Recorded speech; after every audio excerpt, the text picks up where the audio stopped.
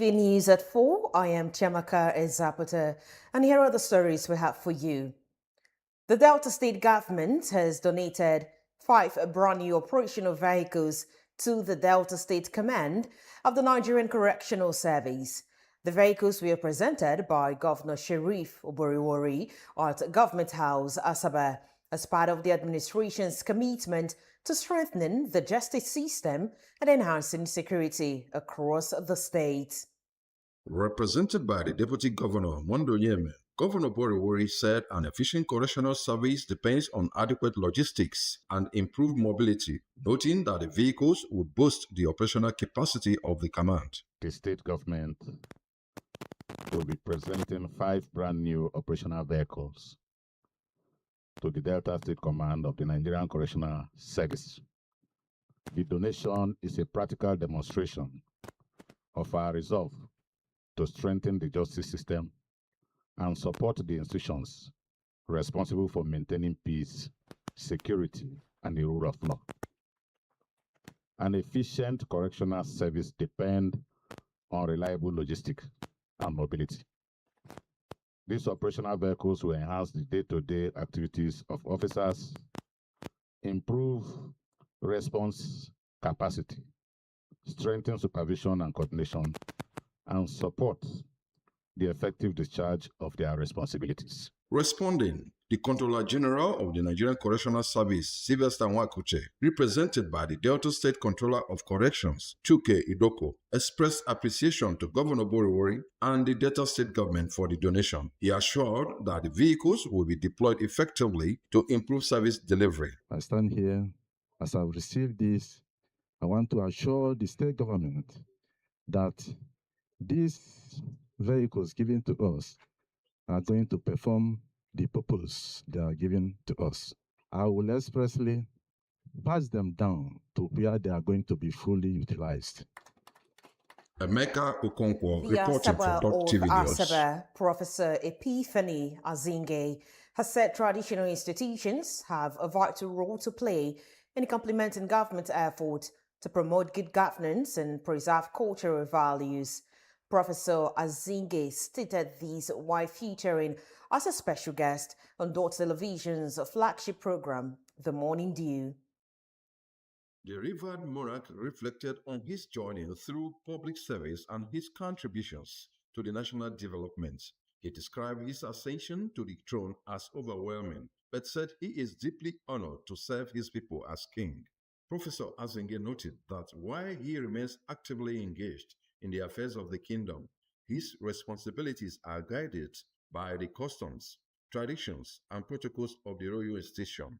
Let's be clear. I believe that what Asaba needs at any point in time is somebody who is committed, who is dedicated, who is devoted, who is knowledgeable, who is prepared to make sacrifices for our people.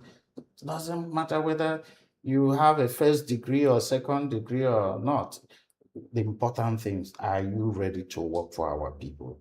And for me, that should be the yardstick, and that's how I've been pursuing it, making sure that I win over our people, knowing fully well that they deserve the best at any point in time. The Asaba stressed the need for stronger collaboration between traditional institutions and elected governments, noting that traditional rulers remain critical stakeholders in grassroots development, conflict resolution, and the preservation of the people's cultural heritage. To the best of our ability, again, government, I believe, through their humanitarian ministry, seem to be addressing some of these issues too. And I give them kudos for that. But collectively, together, supporting government, I believe that we'll be able to achieve it. But one thing that we must underscore is that today, Asaba is doing very well, economically and otherwise. The monarch also observed that Asaba is experiencing rapid development, bringing with it new challenges that the traditional institution is working diligently to address. He expressed concern over the rising cost of living,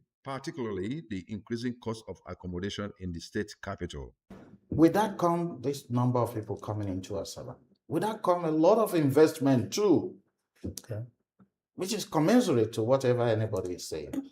The hospitality industry here can only compare with that of Lagos. Not even Abuja can come. there with Asaba in that regard. So a lot of investors are flooding into Asaba, not for any other reason, but because there is peace here. And with that comes all the other challenges.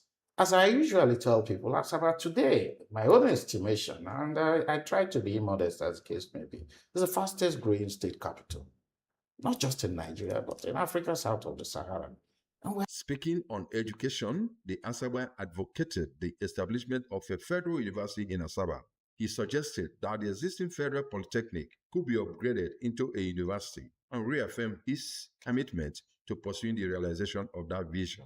We've asked for reparations, one way or the other, but basically the one that my predecessor pursued vigorously and which I also endorsed when I came on set is that the compensation we ask for is not necessarily a monetary compensation, which possibly will never be enough, will never be commensurate, can never switch, and can never heal, but give us a federal institution in Asaba in the form of a federal university. Okay. Mark you, this is the time for us to continue to elaborate on this. Asaba remains the only state capital in Nigeria, even till date, without a federal university.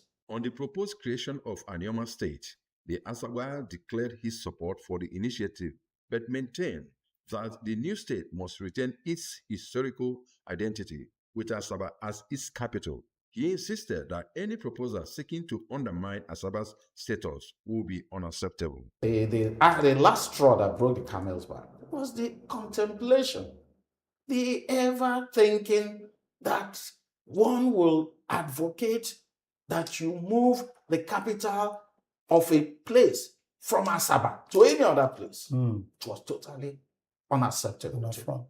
To do so is for me to submit myself to my ancestors who will question me for life. Why would this happen under your watch? And this is a land I've sworn to uphold and defend with the last drop of my blood.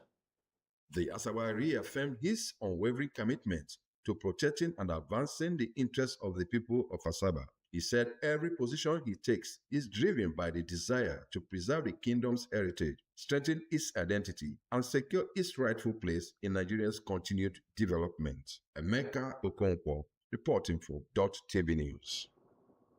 Meanwhile, the people of Okere community in Warri South local government area of Delta State have commenced the 529th edition of the Awankere Okiro Festival, popularly known as Okere Juju Festival.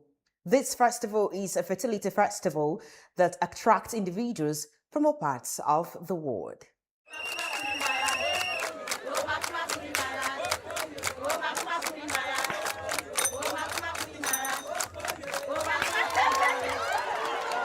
The historic Okere community once again comes alive as it reflects with pride and nostalgia on the annual Awankere Okiro Festival, widely known as the Okere Juju Festival, regarded as one of the most celebrated Ishekiri festivals in Warri. The Awankere Festival is renowned for its cultural heritage, colorful displays, and vibrant social activities. It continues to attract both indigenous and non-indigenous, cutting across ethnic and cultural divides. Every year, visitors and residents of Warri, including distinguished personalities from different walks of life, gather in Okere to witness the unique cultural spectacle.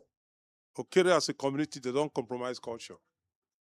It's unique to them. You can see what is going on now. Those mothers who are Shakiris, their fathers are Igbos, they are here. You just got the information to a group, non-indigenous people of Okere group, because the culture, the heritage is unique. Okere Festival is like a tourist center. It's like a place to come and see different things. Signing is our feast. We love it so much. It's our Christmas. Like yesterday, we wish ourselves Merry Christmas, Merry Christmas. Like that, we are happy together. We ate together, we drink together. We love ourselves so much in this community. Awankere Festival is a lovely festival. We don't kill goats, we don't kill animals. We do fairly with everybody. Indigenous seize the opportunity to express gratitude to their ancestors for the blessings, peace, and prosperity they have enjoyed over the past year. The testimony I have is concerning one of my friends where we were still youth, we said, when we are dancing this feast together, she's not an Ishakiri girl. But the last day, there is this like offering we used to go and put. So when she was going, she speak her heart desire to read.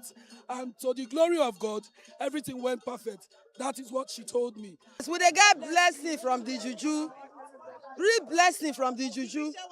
As the 529th edition gets underway, the Awakere Okiro Festival once again demonstrates that it is more than a celebration of fertility. It remains a powerful symbol of unity, peace, cultural identity, and resilience for the Ishekiri people and the wider Wari community.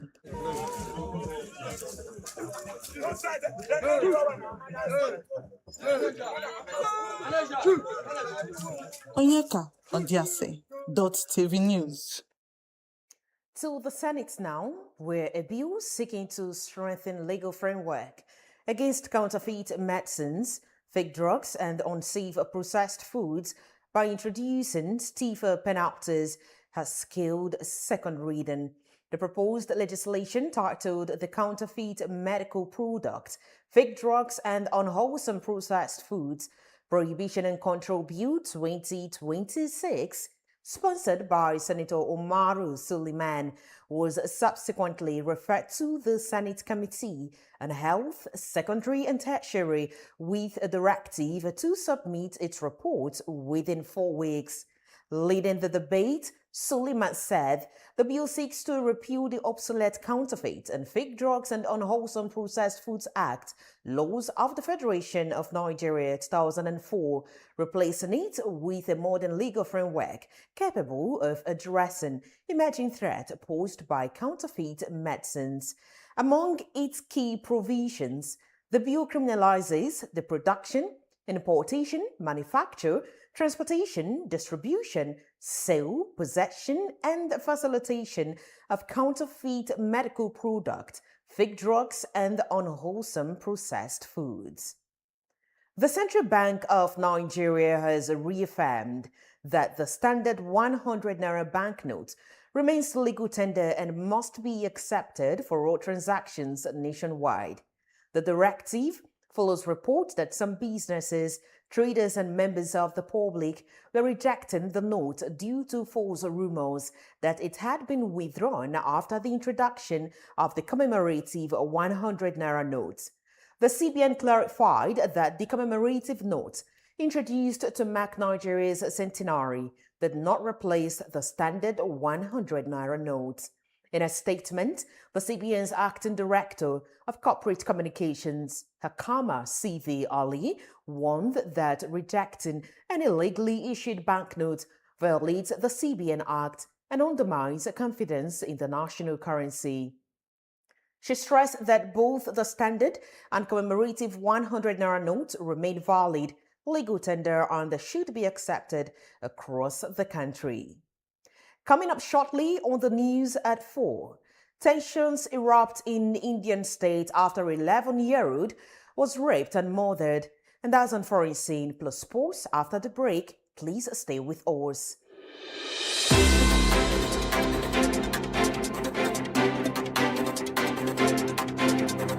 In the heart of Asaba, where the street tells the stories every single day. From the corridors of powers to the decisions